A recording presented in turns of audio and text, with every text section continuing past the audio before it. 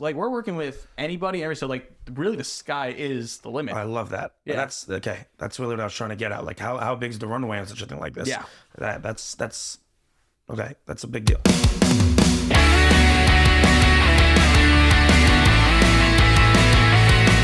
right, everybody. Welcome to episode number 30-something of Mislabeled. Again, we're shooting a lot these days, and there is some strategy to what comes out and when it comes out, so not 100% sure which episode number this is going to be. But we do have a very, very special guest with us today. His name is Ari Solomon. Ari, how are you? I'm doing great. Awesome, man. I'm happy Good to hear meet that. you guys. Yeah, thank you so much for taking your time. I appreciate it. Welcoming us into your home, or your grandparents' home. My parents' home. Your parents' home. Here in Teaneck, New Jersey, to sit down and talk with you. I don't think that many people in the firm circles, at least not that I didn't know who you were. And I have a feeling not that many people know who you are. So just to start this, can you give, the listeners an understanding of what it is that you do and, who you are basically? Yeah, absolutely. So just a little bit about me. So, of course, Ari Solomon, grew up in Teaneck, New Jersey, live there currently, 23 years old. So my main thing that I guess people know me for, and I guess the reason you're here, is that I am actually a shoe designer, a custom shoe designer, and I work with thousands of pro athletes, brands, teams on personalized custom footwear. So you might have seen me a lot, especially, I guess you're saying it's interesting, like it's more of the firm circles, but in the baseball world, the sports world, you might know me if you go to a lot of City Field a lot. You'll see me before the game, meeting up with players, delivering shoes, hanging out, doing design sessions on the field with a lot of pro athletes, a lot of pro guys, and really kind of being a face in the baseball world and the sports world. So my role in that sense is I'm the head designer for a company called Stadium Custom Kicks. And it's also, just like any good company, I'm also, I'm head of partnerships, do some marketing, just doing a bunch of things, really, forging relationships with athletes, with brands, just trying to build up the custom footwear space, which is obviously a very, very unique and popular space nowadays. And so that's how I'm known, I guess, as the shoe guy, the sneaker guy. I also teach in the morning. I also am a high school Rebbe on the side, I guess. So that's I'm doing a bunch of things, but really the way that that's the main thing that I'm known for is my shoe design. The high school Rebbe thing is definitely the most unique part of this whole entire thing. I feel like It's wild. Like where the hell does that come in?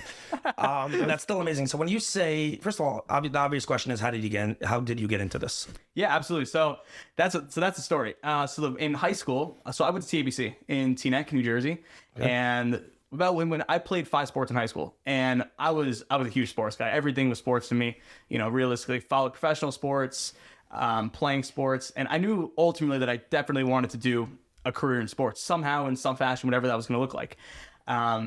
But I knew even from a young age, since I had my set sight, I said I'm getting into the sports industry. I also knew that's really one of the most difficult industries to break into, especially if you don't have any connections or the sense, because, a lot of times these jobs, everybody says in general, oh, I'm going to go into sports. So doesn't mean, no, sports marketing. I don't know, I'm going to be a sports agent. Or, it's just, there's very generic terms. And after doing just a little bit of digging, I really realized those jobs are really hard to get. And you got to be interning, you got to be knowing people. And I had no connections whatsoever in the sports industry. So I, on my own, was kind of thinking like, I'm going to have to do something else. I'm going to have to be able to visually separate myself. So it's not just like, I'm just going to throw myself into the ring, just another Jewish name into the ring of hiring me as a sports agent. Like, I'm going to have to actually do something to actively separate myself. So I was always very creative. I used to do uniform designs and stuff all by hand, but I wasn't the best hand drawer in world history. So my parents suggested that basically I could pick up graphic design, because I had all these creative ideas. I had all these creative thoughts, I had a very creative mind. And it was just what was I going to do with it? So I picked up Adobe Photoshop, Adobe Illustrator in high school when I was about sophomore. And so throughout high school, I actually started my own graphic design business. I was just trying to really learn the program. Started doing like bar mitzvah logos, invitations, flyers, advertisements, stuff like that. Just on a very local scale. And yeah, I ran that through high school, and really just got me familiar with the program. So forward on a little bit. So I went to yeshiva for the year in Mivaseret. And so during yeshiva, everything was going great. I started running my business over there. And one night, the most wild thing happened. And then this was really what set the path.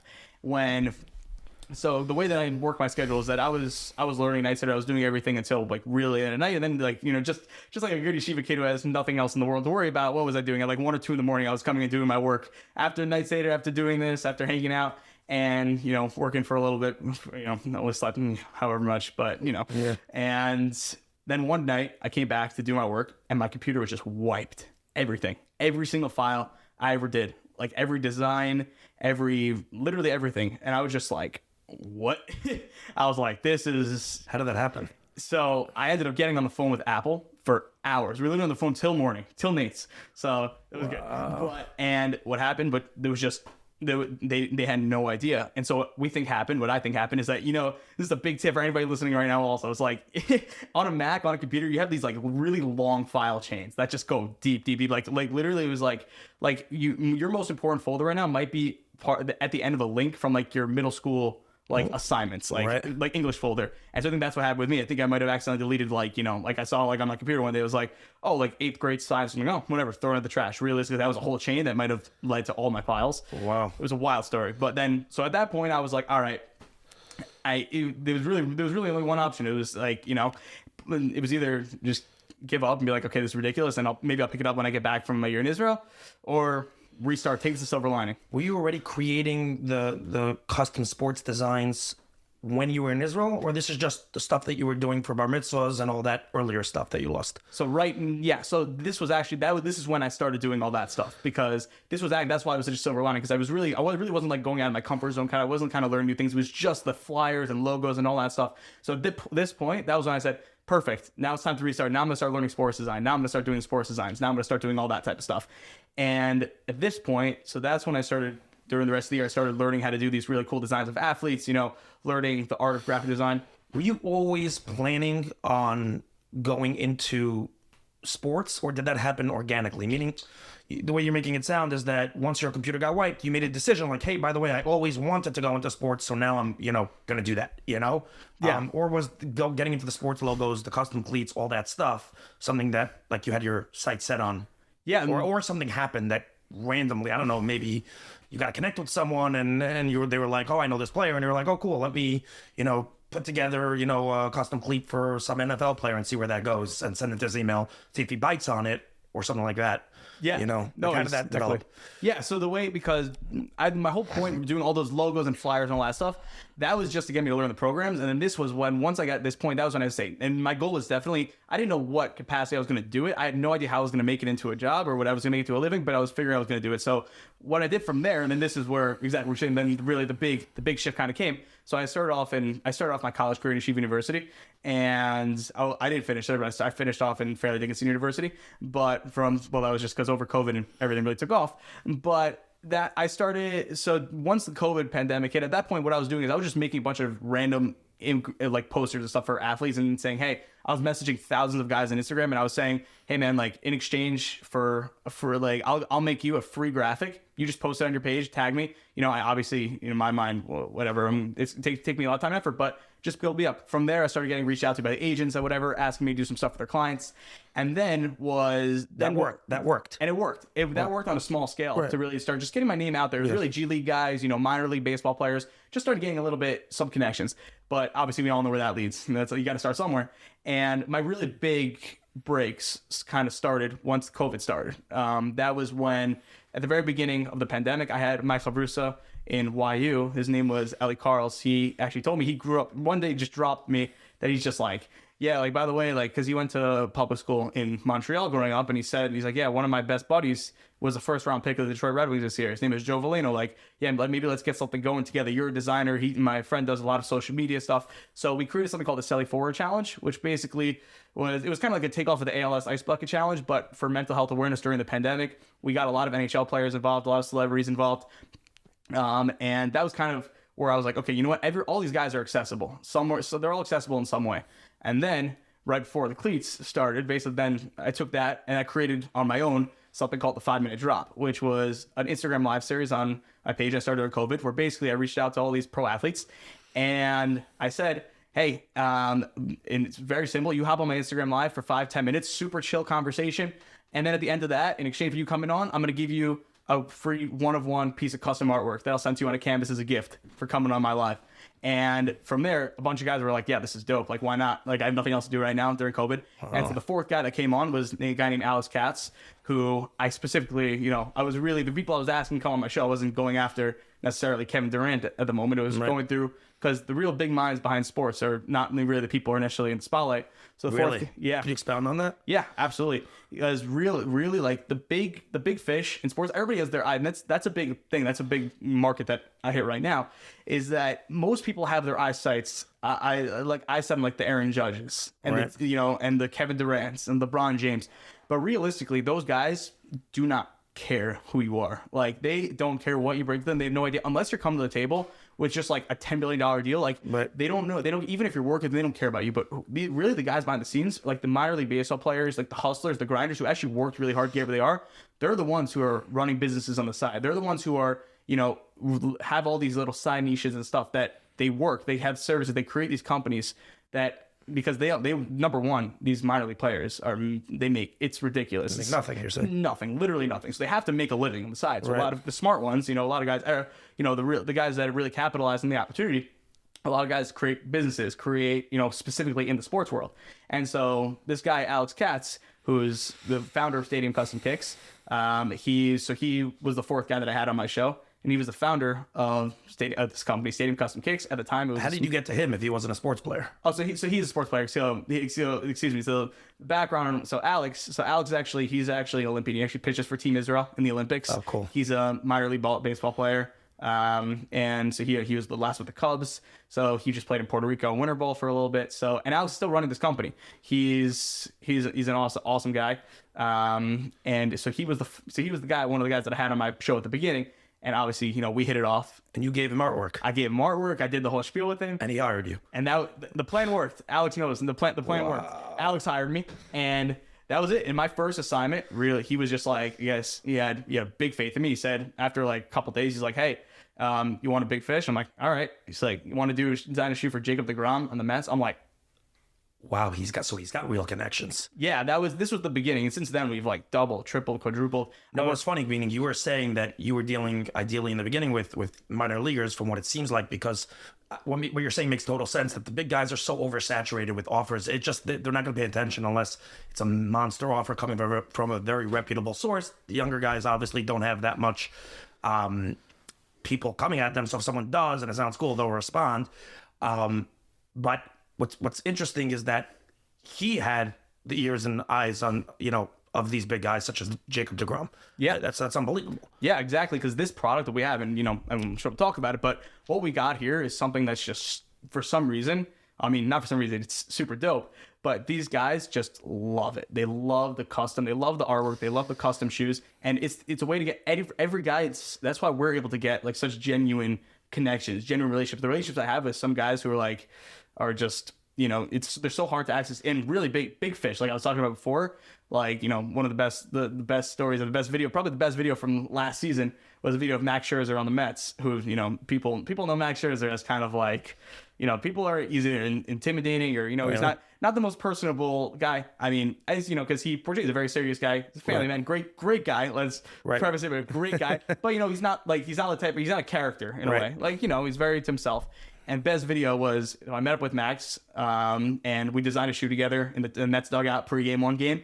And I said, okay, I'll bring it back in 3 weeks. And we always do videos of the delivery. So got on the field, and in the video, I give the shoes to Max Scherzer, and you just see him go like, he's that happy. He just like smiles. And everybody's like, whoa, we never seen a smile of Max Scherzer before. And it's like, he's like, oh my God, this is awesome. And like the fact that like these guys are just like, it's just the type of thing and people are clamoring to us because they're like, wait, how do you get these how do you get these guys so excited about your product? It's amazing. Because one thing, this is the definition of a beautiful entrepreneurial story. Yeah. Like literally, this is it. This is the American dream right here in one story. And being from and making it happen with all that, which is awesome. And one of the main reasons, by the way, I started this podcast, as I told you, was to, break all those boundaries. Like, if you're from, go for it, bro. Just go for it. 100%. And I love this story because of that. Outside of cleats, right? You say artwork. When you refer to artwork, you mentioned canvases. Is this like, do you do things outside of cleats? Yeah, absolutely. We do. Just what? We do, and that's what's super creative. Like we do like literally anything can be painted. So like we paint. I mean, outside Cleats, we do baseball bats, we do helmets, we could literally do anything. That's the thing. We could do cars in theory. We could do golf carts. We could do Really? slides. We could do like even outside, like in theory, like if you're just like, hey, like I want to custom paint a dining room table, like right here, like we could just spray paint the heck out of this thing and like make something wild. Like that's the cool Who thing. does the actual? I get it that you do the design. Who puts it together the way your mind wants it to be? Yeah, the way your creative brain wants. So we have a fantastic team. So so my role being the graphic designer, so I actually put it down exactly as it's going to be. Basically, I create these designs so on Photoshop. So I work with the athletes hand in hand. I work with whoever the client is hand in hand, and I create it exactly on a computer. So you're going to see exactly what you're getting. Before it's put down. And we have a team of over 30 artists located all over the country in their own studios. These are guys who are just so talented, but it's so hard to make a career out of being an artist. So a lot of these guys, like literally last year, might have been working jobs, all overnight jobs and doing whatever. But now all of a sudden they have an opportunity to be able to do what they love to do, which they're, a lot of guys were painting shoes on the side. And now there are a lot of guys with us full time. And they actually, so what we'll do is I'll send them the image of what I do, like the final design, and they'll take the image and they'll transfer it to the shoe. So I'll send like the assets. There's like stencils and airbrushing. So it's a very 1-2 type of. So they basically complete. They're the ones who actually do it. Yeah, they're the ones who actually put it down onto the shoe in physical form. Wow. And then we get the shoe, and then That's unbelievable. Yeah. You say that you also mentioned that you do a lot of this in the dugout, before the game. How does that work? You just bring a laptop and just roll, like? Yeah, literally, it's wild. I mean, sorry to interrupt you. Do they have a vision? These players, like how does that work? Is it your vision, their vision? Yeah, so every guy is different. It's that, and that's one of the best questions I always get. People are always so intrigued by this type of thing. It's just like, because if you go to Citi Field, like you literally see me, Jewish kid in the field, since it's flying, and just like all of a sudden you have like 10 guys just like flocking to me and just sitting there just around a laptop. And so really what goes on, it's really funny. It's literally, so we're officially we're MLB credentialed press media outlet. So in the sense, so what that means is I can basically just we're officially part of we're media. So I'll go to Citi Field, for example, and I'll go on the field. I'll have my laptop with me. I'll have everything. The guys know my face. The guys know who I am. They know I'm coming, or I'll message before. We'll put it on our story. All the MLB guys follow our social media pages. So, and I'll just basically say, hey, we're coming out today, and I'll just go to the field. And even guys I don't know, I'll just like introduce myself. I'll just go up, be like, hey, what's up, man? Like, how you doing? And oh yeah, RA Stadium Custom Cakes. Like, yo, you're interested in getting something done? They're like, oh yeah, man, this is awesome for sure. I have some shoes with me. We sit down in the dugout and literally I'll take out my computer. Some guys have a complete vision of what they want. Some guys are like, all right, this is specific. Like, I've been wanting this forever. Like, I want my daughter's name on this cleat. I want my son's name on this cleat. I want it to be pink. I want it to be blue. I want and then, but that's honestly, I'd say minority of the guys. Most guys are just like, they're like, yeah, you're the brains. You just make me something wild. Some guys actually want to be involved. So like, when we sit down and we actually do it, some guys like watching me. I actually sit there on the spot and I'll like create something for them together with them, and we'll come out with something really cool. They'll go and that's it. We'll just get it made from there. Like some guys literally just send a Venmo with during batting practice. Oh really? I was gonna ask you, how much does this cost to do? Yeah, so it depends. Since it's all completely custom work, it all just depends on the complexity of the design. So if it's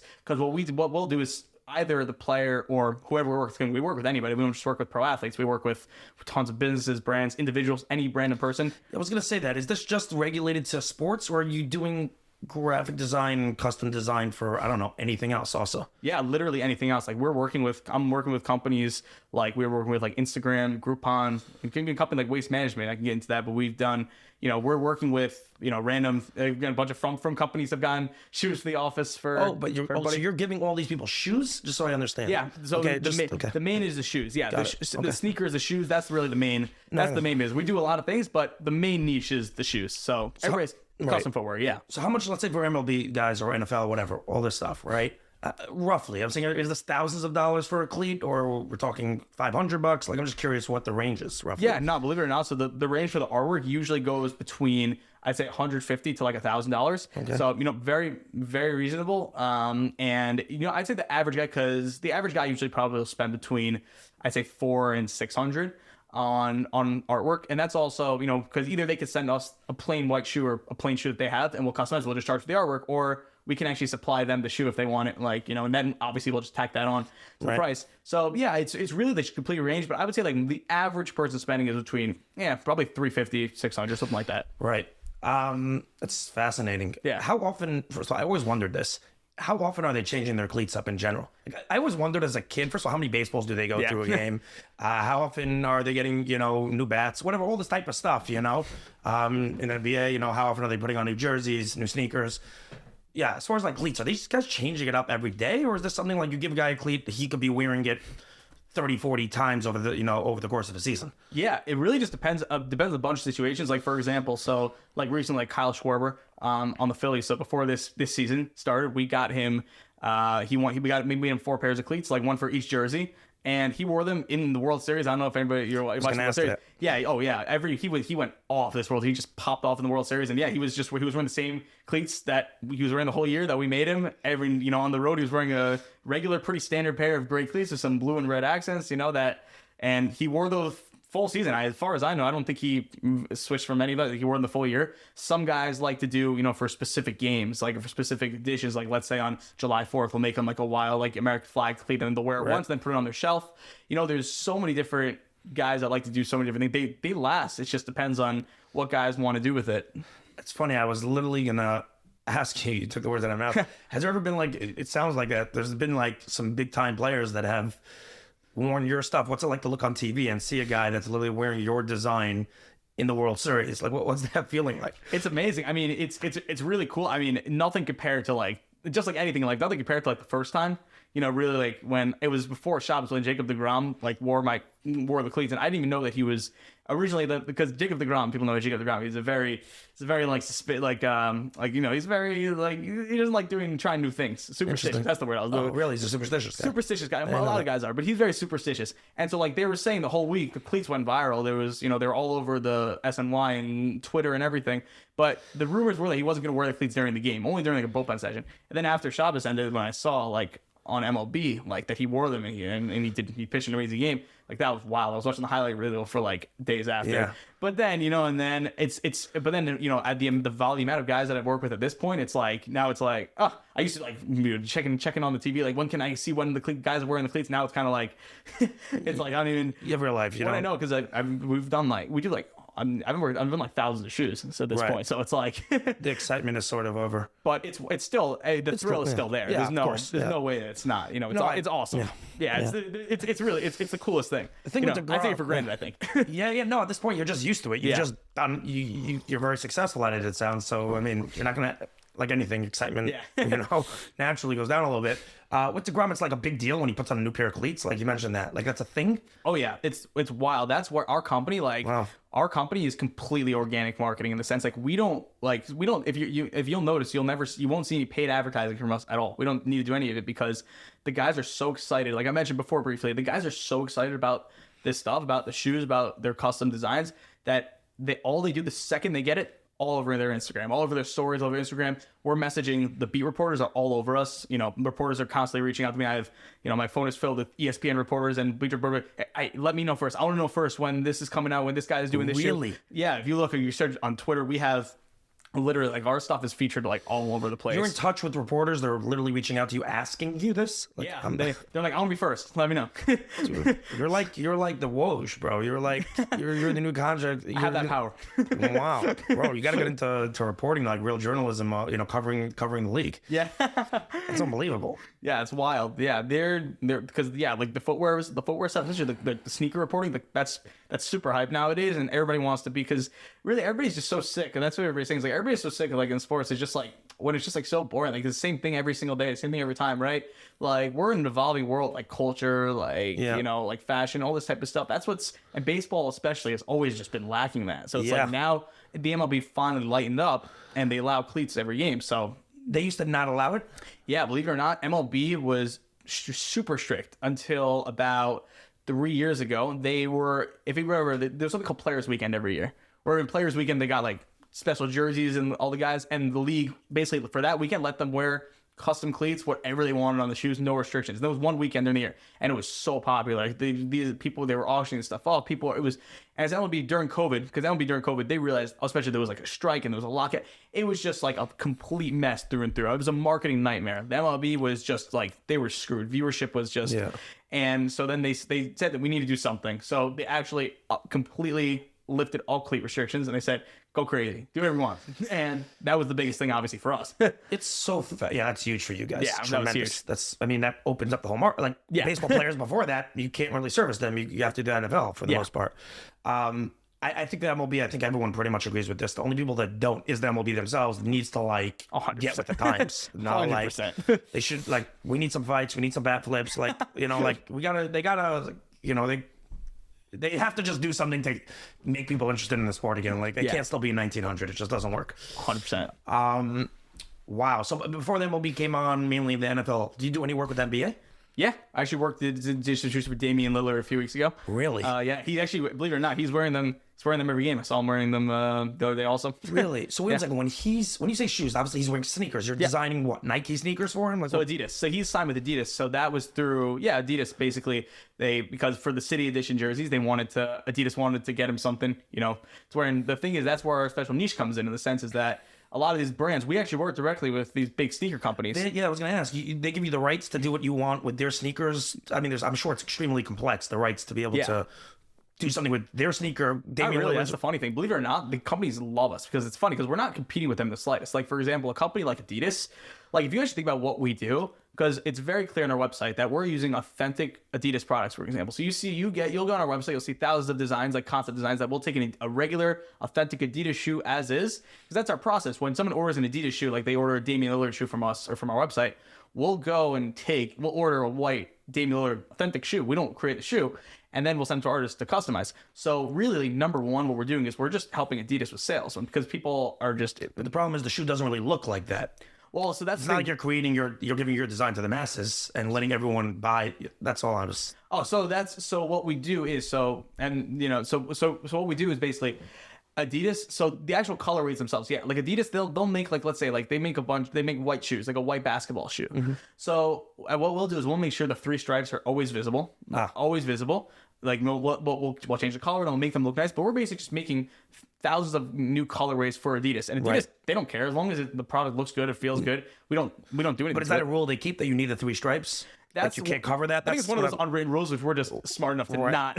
Or if we cover it, then all of a sudden they see a guy like Damian Lillard who's buying shoes, and then all of a sudden on national TV he's covering up his 3 stripes. Not even covering it, But this is the idea that I was asking. Like they're paying him like $1 billion, and all of a sudden it's like, wait a second. So as long as we make it, because it draws a lot of attention too, like I was saying before, the reporters like love it. Like, you know, when Damian Lillard goes on a regular pair of white shoes, who cares? No, not even a thing. But like, but all of a sudden now he's wearing special City Edition shoes. Man, all those reporters were just like Nick DePaul, all of them. They were just like posting. Yeah, that's unbelible. Yeah, it's wild. So Damian Lillard, by the way, side point, happens to be one of my favorite players in the league. He's a legend. He's got cold ice in his veins. That guy, literally like one of my favorite players. Wow, this is a lot to take in. No, it's unbelievable. What's like the business side to this? Like revenue wise, you could make, like, a company could do unbelievable with the amount of revenue that you can bring in. Like that's like, how many people work in this company? Yes. Example. So our company, believe it or not, so it's not as big as people think it is. Right. It's really, really in terms of the design side. So I'm the head designer. So we have some other designers, a couple of graphic designers who are also, doing some stuff. And we have 30 artists. But in terms of like doing like a lot of the business stuff, it's not as big as a company you think. There's really a few people. There's not as many people involved as if you take one look at our Instagram page or one look at our company and the amount of volume that we handle, it's pretty wild. So yeah, we take in a lot of revenue. Everything's it's paint on demand. So everything is like, we don't have inventory of these designs because the way that we do it, we're basically a service-based company. Yeah, if you think about it, we're really just service-based company. Like, no, so it's because we're just taking the stuff, we're already taking inventory that someone already purchased, and then just, doing something to it. My question is, do you think that it's a little bit of a niche market? It clearly is a niche market. Yeah. It's clear as a niche thing. What's the runway for such a thing like this? Like, is it limitless? At the end of the day, there's only so many NBA and NFL players, and there's only so many, so to speak, cleats to be made. But what are the ideas of branching out to increase revenue? Obviously, like, that's really what my question is. Yeah. Oh, absolutely. Yeah. No, I understand. Yeah, for sure. So that's what's really cool about us. We work with anybody. We, believe it or not. So if you go on our website right now, for example, like stadiumcustomkicks.com, you'll see our website it looks like as if it's like Nike.com, for example. You'll see thousands of designs on the website, and you can just click on a design and just click check out, because all we need to do, since it's all on demand, because all we need to do to basically drop a design is just put a picture of it. Like, I'll create a graphic of a design, put it up on our website. Because we, like I said before, the process is very simple. When a customer orders anything from us, we just take a regular white shoe, send it to the artist, and they can just paint whatever they want on it. So with that, we work with college players, youth players, t-ball players. I was going to ask, could Label Wiener go on your website and order a shoe? 100%. Label Wiener can even get his own custom shoe just by simply, sending an email and get a one-of-one, customized commissioned piece of artwork. So we work with literally anybody. This is applicable to the whole world, basically. Whole world, yeah. Oh, I've been focusing this whole pod thinking it's just applicable to professional athletes, Right. to professional people. You could do this with anyone. Wow. Anybody, yeah. So that's Okay. And in any sport too. And that's what I was saying before with the businesses. Like, we're doing, like, I'm more like, for example, like, even there's a real estate company, like a real estate company in Philadelphia reached out. We made them 100 pairs of company sneakers, and That's client awesome. gifts, and again, like, Instagram ordered like 20 pairs of shoes for their employees, and you're doing all this type of like, it's like we're working with anybody, so like really the sky is the limit. I love that. Yeah. That's okay. That's really what I was trying to get at. Like, how big is the runway on such a thing like this? Yeah. That's okay. That's a big deal. Yeah. It's something I definitely didn't realize. Now, it is very, very clear that I love this story, by the way. I just have to reiterate that. This is awesome. This is salt in my alley.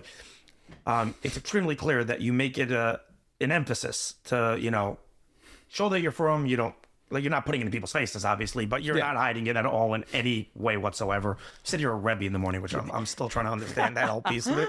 We'll get into it in a second. But is there anything behind that? What's driving that?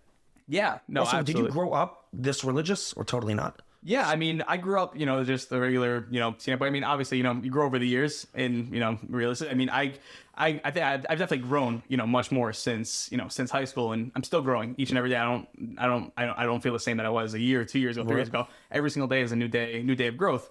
But I was always, I grew up and honestly, even in high school, it was just what was lacking was really the flavor. I would say, obviously, just like most guys, most from teenagers, it's like, you just do it. You don't feel it. Like, it's nothing exciting about it. Obviously now, recently, not so recently, but, over the years I've grown in terms of acquiring the flavor. But yeah, Say the flavor. Could you just expound on what you mean by the flavor?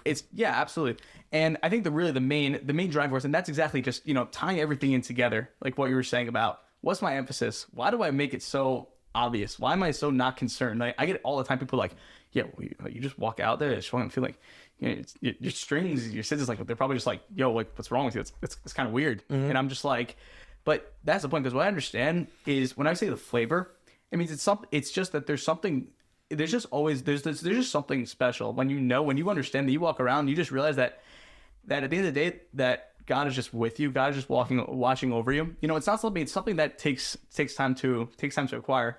But the way I used to live my life, the way I used to just walk around, it was kind of just like, all right, like, I'm doing my thing. If I succeed, that means God is probably with me. If I don't succeed, God is not with me. He's clearly upset at me and whatever it is, and it wasn't. And then, okay, now I'll just be upset and whatever. Right. But once you're able to actually kind of understand and realize that, wait a minute, every single second, even when stuff doesn't go your way, like, Right. He's just there with you no matter what. He's always going to protect you if you do your thing. And it was just like, that was just so eye-opening to me. It just made life just so much better. I was going to say the flavor. It was like you just realized and like started learning a lot more and kind of growing a lot more. And yeah, the reason I make it so apparent when I go out there is because in my viewpoint, people very much misuse this idea of Kiddush Hashem and Chil Hashem. Like, Please share on that. Yeah, completely like misuse in the sense of people think it's like, oh, so what's a Kiddush Hashem? It's like, oh, if you're on a school trip and you guys go outside and make sure you thank the bus driver, right? It's as if people think it's like, oh, if the non-Jewish world, the secular world looks at me like basically as if I'm like one of them, and now someone separate, that's like a Kiddush Hashem, right? If I'm like a good, they look at me and I'm like, oh, okay, that's good. That's a Kiddush Hashem. And what's a Chil Hashem? Is that they look at you and they're like, very simply, it's like, oh, you're wearing a kippah, and they look at you and you're like, oh, I'm like, no. They're like, you didn't think the bus driver, like, oh, then we're just freaking out thinking, oh, they're going to think like, oh, all Jews are bad and this. And so that's the way everybody like looks at it. But really what it is, and the way that I view it, is that making Kiddush Hashem is not just simply like, oh, how do people view you? It's bringing God into the world. Kiddush Hashem means like bringing God into the world, right? So whenever you do a mitzvah, whenever you do anything positive, right? Whenever you pray, whenever you learn, you're making a Kiddush Hashem. You're filling in a gap. You're bringing in God. So bringing more spirituality and Torah into the world, you're saying? Yeah, because that's the whole point. Kiddush Hashem doesn't just mean like, oh, like people, it means like sanctifying God's name. And one way of doing that is by obviously, making a good impression, showing other people things. But for me, this concept of Kiddush Hashem, understanding what that really means in the sense of, by me simply, if I take a step into the world, every step I take by wearing my tzitzis, every time somebody looks at my tzitzis and thinks to themselves, hey, if he can do it, if he could wear his tzitzis out on a ball field, then what am I doing? I'm going to yeshiva every morning. I'm not even wearing my tzitzis, like, right. And every time that happens, that's bringing more Kiddush Hashem, right? Wow. And more people looking, and then it's like, and by going out there and just trying to show other from kids, and like you were saying before, and that's why I was excited when we had the initial phone call about this podcast. It's just like, there's such a stigma right now. Kids are just so like, if I keep Shabbos, okay, very simple. I can't do anything in life. There's nothing I can do in life. People are gonna look at me weirdly if I even show that I'm a Jew. And I'm just like, guys, like, I literally do this. I go into the most secular places you could possibly imagine, the most secular people ever, and literally, like, I love this. Nobody cares. Nobody cares. Really? Nobody cares. The only feedback I ever get, positive. Only from professional athletes, the whole 9 yards. I have wild stories of guys. I was going to ask, is there... Okay, first of all, I just want to say, I love your explanation on Kiddush Hashem. It's so true, and you're teaching me something, because I agree with you 1,000,000%, but I've never seen it that way. So that's like you're saying, you see the classic, just make a good impression. So people, there's, like you said, there's a lot of people don't like Jews. So let's try to show we're good people, so to speak. Right. So I love your definition.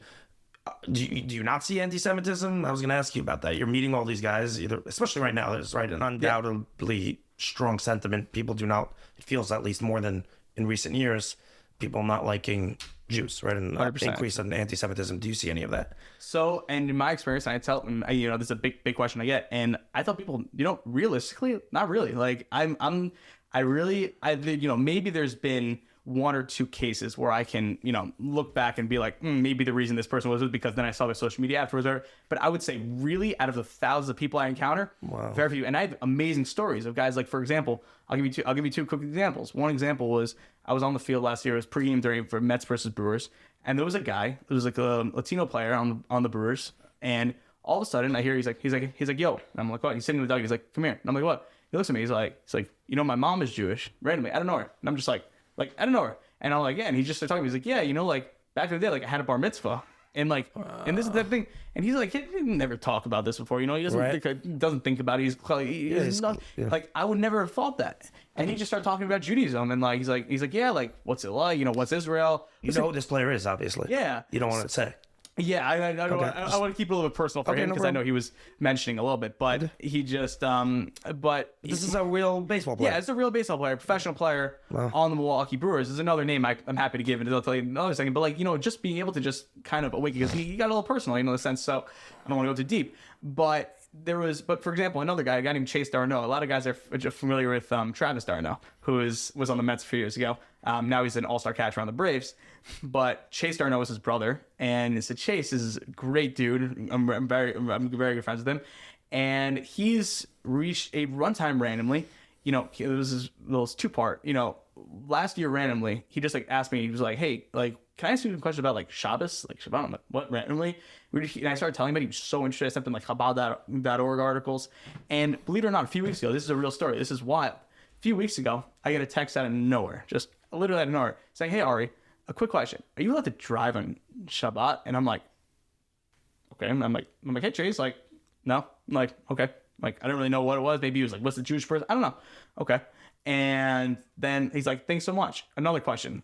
Are you allowed to turn on and off the lights on Shabbat? And I'm like, okay, this is weird. I'm like, yo, Chase, like, let me ask him. And he's like, yeah. He's like, listen. I have a question. He's like, yeah. He's like, listen, I want to propose to my wife. He's like, since I like learned about Shabbat, since I sent stuff in the past about Shabbat. He's like, I want to propose to my wife like a no technology weekend. Same thing, Friday night, Saturday night. Like I want to propose no technology whatsoever.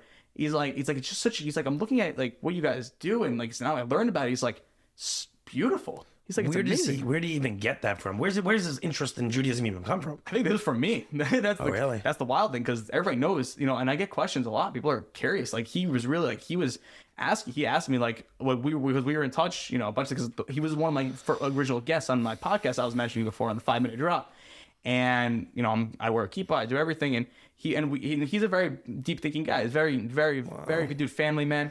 And, I sent them a Chabad.org article about Shabbat one time, about Shabbos, and he was like, and, it's just the type of thing which is just going out there. It's like, people... I think it's a beautiful thing to realize that, we're so focused in our world. I feel like when I grew up as a kid in the yeshivish world, I feel like you grew up a little more, modern, so to speak. Yeah. That it's like, we're the Goyim are the Goyim, we're the Jews, and like, there's no separation. If we get too close to them, like, we're going to assimilate this and that. But I think there's a beautiful thing in recognizing that at the end of the day, we have our values for sure. And, we should stick to those values no matter what happens around us. But these are regular human beings that have a lot of similar, they're people with emotions, with they're a lot more similar to us in a lot of ways than you would think, 100%. And I think that to make a Kiddush Hashem in the sense, if you want to bring God into the world, from both senses, from both angles that you referred to earlier, realizing this allows you to become actually friends with these people. They're regular, normal human beings. They're not hippopotamuses. they're humans. Absolutely. And I think that's interesting that this is a good example of where he's a regular guy. Like, he has a spiritual side to himself. You would never think that this guy cares, if you saw him on TV probably, that this guy, cares about anything about his emotional health or whatever, Right. But he's curious. He really wants to know. So I find that interesting. Yeah, it's wild. And realistically, and that exactly what you just said is really my message. Like, for example, and so some of the guys I teach, I actually just taught Sefer Yonah. We just finished some of my freshmen, and literally the whole point of the Sefer Yonah, like the story, Book of Jonah, it's such a weird plot. It's such a weird plot. This is the point. And it's like, the plot is, okay, God says, hey, the Jewish people are in this area now, but I want you to go to this I want you to go to Nineveh. I want you, Jonah, you're a prophet. You go to this place of Nineveh, this place of, they're bad people, Goyim, like you say, doing terrible things. I want you to go there, and I want you to go there and make them repent. And it's just like, the question is just like, what? It's like, what's God trying to tell us from this story? It's like wild. It's like, right. He's just like in the wilderness the whole time. He's just going to it doesn't make a lot of sense. And that was the big lesson from the very outset that I try to hammer in to my guys that I teach, is that, what does God want from us? Our goal here is, we're like Yonah, right? Our job is to go into the world. We're supposed to bring that Kiddush Hashem into the world. We're supposed to go into those dark, scary places and make that Kiddush Hashem, right? And so, it's a big what you're saying. I think that's really like what we're saying. That's the point behind wearing the kippah, wearing the stuff. We're supposed. I love it. That's what we're I feel like to you do. became more religious, probably. Like you said, we spoke about this a little bit. The flavor that happened in Israel. Like, there must have been a turning point there. Yeah. No, Israel. Just like I'd say most guys. It was really you're in Israel. That's when the turning point really was. Right. Where did you go in Israel? So I was in Mivaseret. Very, very cool. Yeah. You married? Yeah, married, have a kid. Wow, that's beautiful. Yeah. And how old are you, by the way? 23. 23 years old. Yeah. And you're doing all this in the world. Yeah, it's pretty wild. Doing a lot of things right now. That's thank God. Exciting stuff. Yeah. Also, isn't the vision of like where you could go? Yeah. It's like crack. No, like you're just thinking, right? Like so much. Just that's good to have that hope, and that ambition, knowing what could occur. I would assume. Sometimes I feel that way too. Oh, literally. Probably not as often as you. But wow. So you teach in yeshiva right now in the mornings? Yeah, so I teach a few things. So I teach I basically oversee it, kind of like, so I started like a morning kollel in Teaneck. There's yeshiva in Teaneck. So we started Seder at 5:20 in the morning. What? And it's fire. You start Seder at 5:20 in the morning? Yeah. When is Shacharis? Shacharis is like 6:15, 6:20. Oh, so you learn before Shacharis? Yeah. Yeah, day starts at 4:40. Yeah, this is too much for me. I can't do that. You're scaring me. I'm getting tired listening to this. Yeah, it's What time do you go to sleep? Usually probably around like 11:30. Wow. Gotta get that night sitter in. So Damn, bro. yeah, it's wild. I mean, thank How God many people show up at 4:40 in the morning in Teaneck? we got a great. Believe it or not, that's what we're doing. It's amazing. We're growing. We've got over a million at that point. You know, we got a solid group of about 15 guys, and then so where I teach, and then after that, so during the second state of there, so before so I teach in TBC, but even before TBC starts, 7:10 in the morning, right after chakras, I have a group of about 20 TBC boys that come to the yeshiva every day, and we learn together, and I teach them, and I have Rona Chabura, and we teach them, you know, about the flavor, about the stuff they Beautiful. don't. And that's what time? That's at 7:10 before school. So these guys again, these are high They come school. before school. These are non-Orthodox high school kids getting up before school to come in there. You guys are definitely beating us in the From Olympics. No question. Like, it's not close. Bro, I grew up regular right wing. No one is doing this. I don't know what you guys are doing. You're putting something in their cereal and milk because, wow. And then you go to TABC. And then I go to TBC. I teach first period in TBC. That's still when? Till like 1? No, believe it or not, that's still. I'm done with that. That's at 9:30. I'm done. Oh. So I teach. So I do one period there right now. And then you work.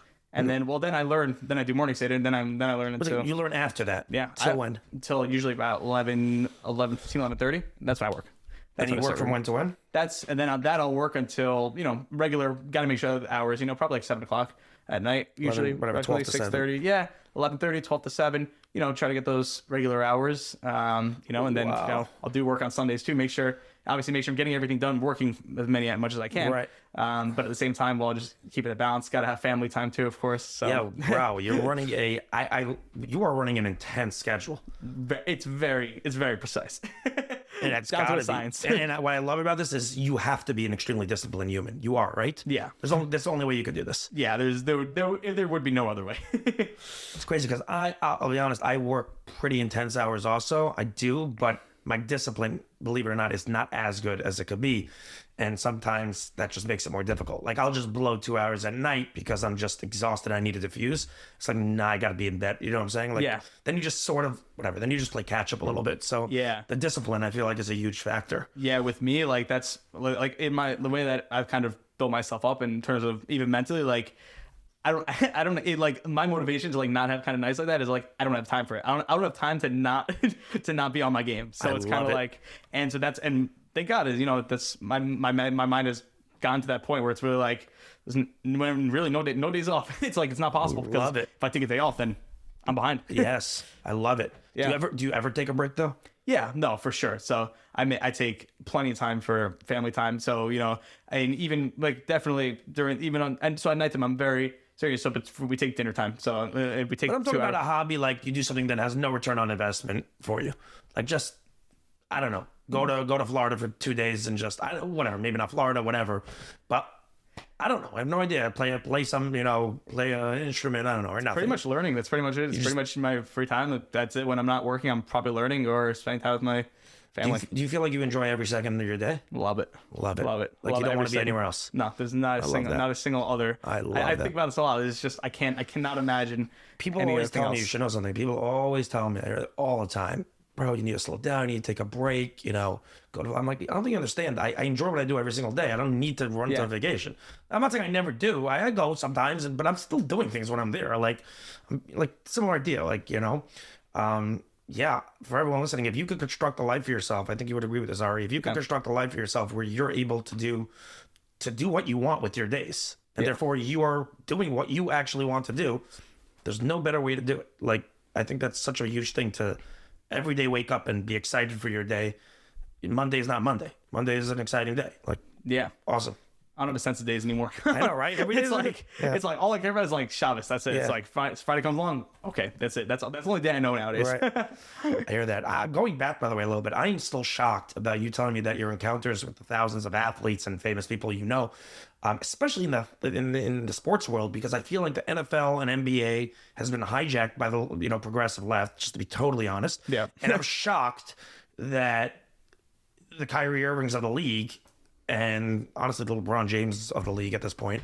I'm kind of sick and tired of LeBron James. I mean, totally honest with you. Yeah. And I think he's the best ball player that probably ever played, stepped onto a basketball court. We could argue the MJ debate a different time, but yeah, there's an argument to be made there, and I still can't stand him anymore. But I'm still shocked. I'm sure there's a lot of them like that out there, and I'm shocked that that's never happened. Yeah, Like, and I'll tell you honestly, it's a very interesting perspective that I talk to people about in terms of, and definitely like for me, like politics and sports do not mix. They should not mix. There should be no crossover at all. I think it's just tough. It's terrible. It's just not. And the thing is, and that's this interesting perspective that people don't necessarily realize, that the players feel the same way. Most guys feel the same way. Really? Believe it or not, most guys feel the same way. And it's even the guys like most guys genuinely, and that's what I was saying, like even the Kyrie Irving type of stuff, it's like really, and I'm just being transparent, like nobody cares. Like these guys, like it's the least of, like even the guys who are tweeting, a lot of it's just PR stuff. They have to do whatever they have to do. Really, that's the funny thing about this is like, obviously a guy like Kyrie clearly cares. He's somebody who clearly has got some issues and whatever it is. Right. But but he's only one in how many people are in the league. Most guys are just there to ball. They're just there to hang out. They're really nice guys, really good dudes. They grew up in good families. A lot of these guys grew up in good families. Especially in baseball. I mean, these guys are like, they're as straight and narrow as they come. They're in good families, good people. They really just like the stuff that it's not even something they know about. They don't even know when elections are. They don't give a damn. Yeah, believe it or not, it's like it's a wild thing. Well, it makes sense. Something, when I was growing up, I always thought these guys always were like super intense guys and like with a serious. And then I met some of them, and yeah, they're serious about their craft to a degree, but they're regular dudes. They're like, it's like us. It's great. Yeah, they're regular guys. They're really just like, and that's why I get along with a lot of these guys so much. They're just other 23-year-old guys my age, and just like we both like sports. We both connect on a lot of levels, and it's just like. You're almost intimidated by them. So you're like in the beginning, like as a kid, I was like, how do I talk to these guys? For real. Yeah. And then you realize like they care about the same things. They pretty much, a lot of them like the same things, whatever. I mean, you're not going to get along with anyone, period, in life. Right. But a lot of them are just regular dudes, like families, Do you know Shlomo Levinger? Yeah. You do. We've been in touch, for sure. Yeah, so Shlomo also knows Alex Bregman or whatever. I've seen him do all this stuff, right? I love him. You guys remind me of each other a little bit. Everybody's been telling us we should get a Shlomo Levinger Art Salmon collab. So for sure. Yeah. You guys should come on again. I think that'd be fun. I think we're on that on that schedule thing. headed in that direction. Yeah, that'd be cool. I'm definitely down for that. I love Shlomo, but and I love what he's doing. Very unique, taking his talent to a different level, and I love his vision. Yeah. But yeah, you guys remind me of each other, and I see this in a lot of his stuff. That like he shot with Alex Bregman in his house, and you just see them, and you realize like Alex is just like good guy, good family man, clearly like regular dude. Plays baseball. Yeah, is very, very good at it. Okay. Last thing before we wrap, I think we're pretty much there. I got a good understanding of this, and I'm really enjoying this. But obviously, a lot of younger kids out there, high school specifically, coming up in elementary school, 6th, 7th, 8th grade, post the time of where they want to be a fireman, during the time of where all their parents are telling them, hey, but a lot of their parents, I shouldn't say all, are pushing them to become the standard doctor, lawyer, etc., and they don't want to be that. They want to do their own thing. What would you tell those kids? What would you tell them, really? Yeah, I mean, the number one thing that I would tell them is, and the first thing I wouldn't say is the cliche, like, hey, whatever you do in any way, like your dreams are fully possible. I wouldn't even say it like that. I think that's 100% true. But the way I'd rephrase it is that, because I think that's a little, honestly, I think it, like I said a second ago, it's cliche. It is cliche. Mm-hmm. I think it's cliche. I think a lot of people tell us. I think a lot of people end up with a lot of false kind of impressions of life. They see people, they see people, maybe they'll see someone like me, and they'll kind of just be like, okay, that's really, that's really cool, that's really whatever, but it's like, how am I gonna get there? It's like, okay, I'll connect with a couple people, I'll try to intern in some places, and then I'm sure I'll just end up in like the same place doing what we're doing. But realistically, and it is true, and I think the first thing you have to acknowledge is like, being a firm kid, there is a lot of challenges. It's not easy. It really is not easy. And I think the problem is a lot of kids get so overwhelmed by these challenges, and they're just like, okay, you feel the firm guy plays a role in making it more difficult? I would say, specifically in not in terms of work-wise, not in terms of getting to where you need to be. I think in terms of knowing who you are as a person is the most important thing. I think the number one thing that I would tell guys is just realistically just understand that there's going to be a lot of people who, and let me rephrase what I'm saying here and just clear it up a little bit. It's the barriers that you see in terms of Frumkeit, for example. It's not a barrier. It's a booster, basically. It's the type of thing which is like, if you can, like, don't look at your Judaism, don't look at it as like, oh, so therefore I can't work on Shabbos, so therefore I can't do this job. Rather, look at it as, how can there is going to be a way, if I can become good enough at what I want to do, is there could be a way to do this job and not have to work on Shabbos. So don't have to like succumb to the type. The people like a lot of times just kind of succumb to the fact that it's like, okay, that's definitely a job that I need to work on Shabbos. So either I'll just do it and like I'll walk to the office, do this, or it's like then I'm gonna feel too bad about it, so I'm not gonna do it. But it's like, just understand that really it's like anything is possible. Right. It really is possible, and you just gotta. It's a very unique path that you're gonna be taking. Like if you want to stay from, if you want to stay true to your values, it's a unique path, and you're really, and it's 100% possible. And it's even more fun that you're gonna be able to make your own path, basically. Yeah, I definitely hear that. I think an important thing to note, and it's interesting because I am the biggest believer, by the way, of thinking out of the box, going after what you want to do in life. Because again, cliche, but living with regret, being, not taking the risk is painful too. You got to choose which pain you kind of want. Exactly. The pain of regret or the pain of trying to get and, maybe not succeeding. But what I would say is that to realize that the idea that you're for sure going to succeed is not necessarily there. And it's not, you have to work on certain personal development skills to make this assessment. I think this is a very, very important factor for an entrepreneur. You have to really dig deep and figure out if your gut is really saying you got this, and if you believe in your heart of hearts, this is what you belong doing. And part of that is making sure you're self-aware, you're not being, delusional, and you're, operating within. Yes, don't listen to people. There's a balance to everything. There's going to be a lot of people that are going to tell you, even when you believe you can do something, that you can't do it. And you shouldn't 100%. listen to those people. But there's also things to take into account, to listen to the people that are telling you why you can't do it, maybe, and decide for yourself, okay, is that a realistic reason for why I can't do that? Does this make sense based on my skill set, what I know I have, that I can't do X, Y, and Z? Or maybe does this have some, validity to it that I have to assess? So I wouldn't say to get too much in your head, but I think there's a balance there that,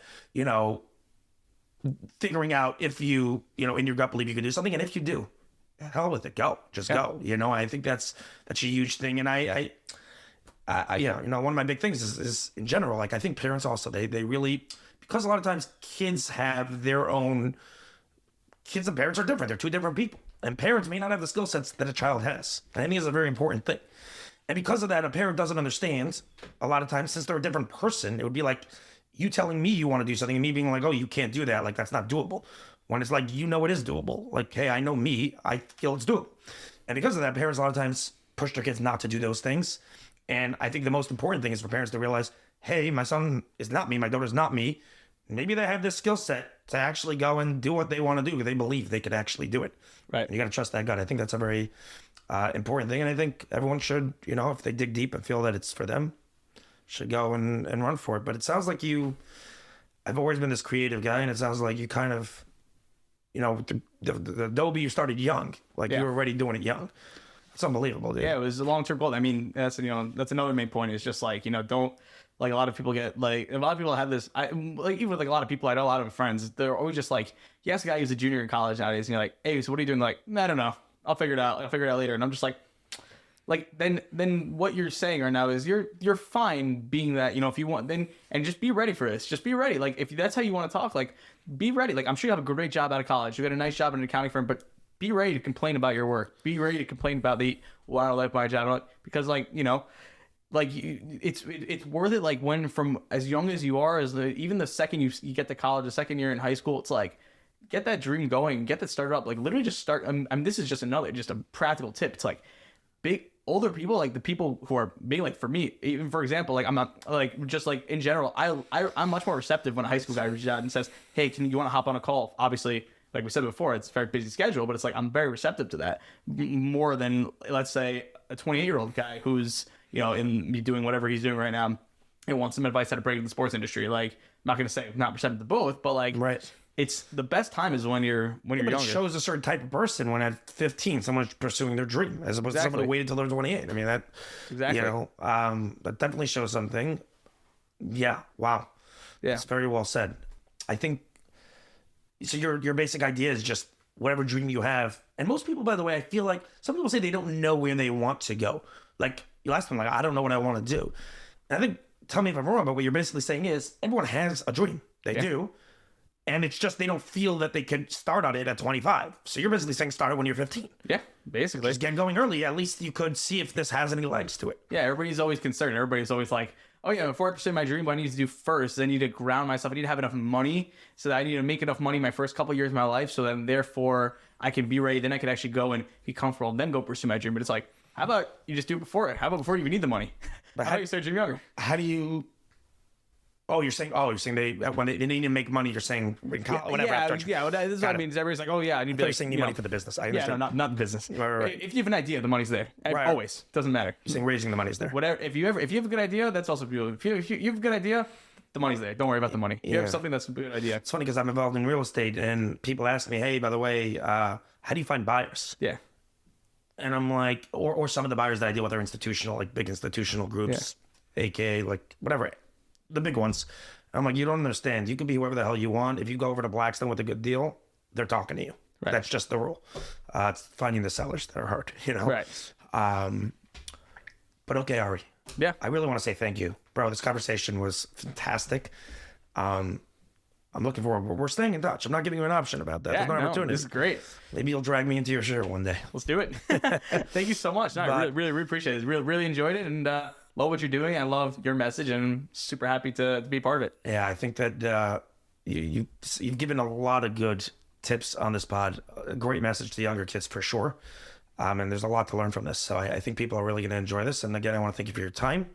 I know I'm taking you away from your work. Literally, it's right now, it's the afternoon. So I'm pulling you away from your work. And I appreciate that. Well worth it. Well worth it. All right. Thank you guys. Guys, enjoy. Hope you enjoyed. Bye-bye. Awesome. Cool. Beautiful. That was great.